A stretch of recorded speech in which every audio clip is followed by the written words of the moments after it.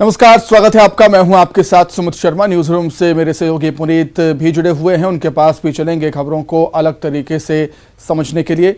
लेकिन उससे पहले रतलाम से बड़ी खबर मैं आपको दे दूं। यहां पर कार में आग लग गई, बाल बाल बची है ड्राइवर की जान। माननखेड़ा टोल की यह घटना है। मंदसौर की ओर कार जा रही थी। आसपास के लोगों की मदद से आग पर काबू पाया गया है। टोल पर घटना के बाद लंबा जाम लग गया।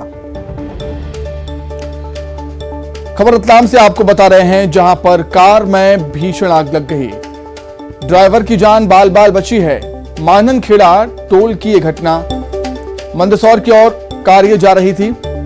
आसपास के लोगों की मदद से आग को बुझाया गया, आग पर काबू पाया गया है और घटना के बाद टोल पर लंबा जाम लग गया। ज्यादा जानकारी के लिए सीधे रतलाम का हम रुख कर देते हैं। सुधीर जैन जुड़ गए हमारे साथ। सुधीर, क्या कुछ जानकारी है? आग लगने की वजह क्या रही?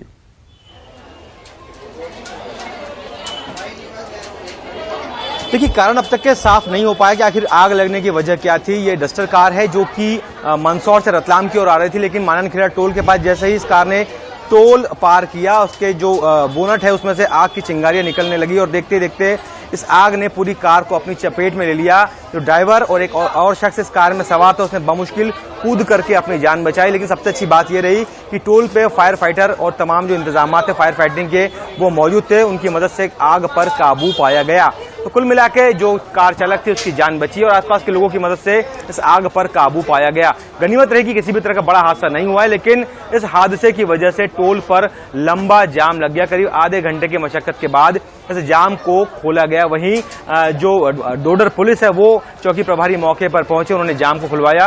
और गनीमत की बात यह, राहत की बात यह है कि आखिर इस पूरे हादसे में किसी भी तरह की जनहानि नहीं हुई है। जी ठीक है सुधीर, आप हमारे साथ बने रहिएगा। कुछ और खबरों पर भी आपसे हम जानकारी लेंगे। भोपाल से बड़ी खबर है। पति पत्नी के झगड़े में पड़ोसी की जान चली गई। पति पत्नी के बीच झगड़ा हो रहा था। मटन बनाने को लेकर झगड़ा चल रहा था। बीच बचाव करने आए पड़ोसी पर डंडे से हमला कर दिया। हमले में पड़ोसी की मौत हो गई है। बिलखिरिया इलाके का यह पूरा मामला।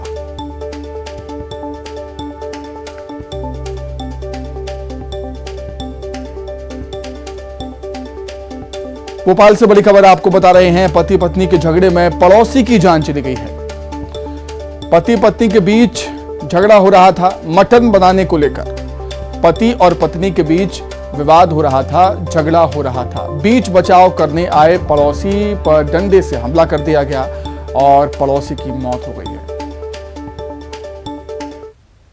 थाने की छावनी पठार स्थान पर पत्नी के साथ मारपीट कर रहा था आरोपी, और जिसको देख कर के उस गांव के लोगों ने इसका बीच बचाव करने आए थे और बीच बचाव करने में उन्होंने उसको रोका था मारपीट करने से और उसको पत्नी को वहाँ से रवाना भेज दिया था बाहर।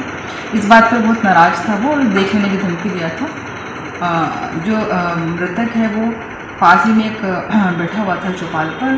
तो आरोपी जो है हरिवार आए और उन्होंने उसको डंडे से मारपीट की, जिस कारण से उसकी मृत्यु हो गई।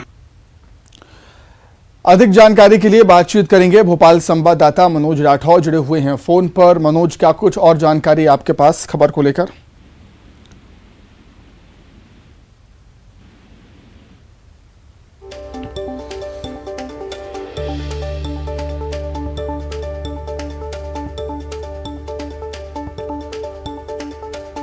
तो भोपाल में विवाद हो रहा था, झगड़ा हो रहा था पति और पत्नी के बीच, लेकिन जान चली गई पड़ोसी की। अधिक जानकारी के लिए सीधे रुख करेंगे। मनोज हमारे साथ जुड़े हुए हैं फोन पर।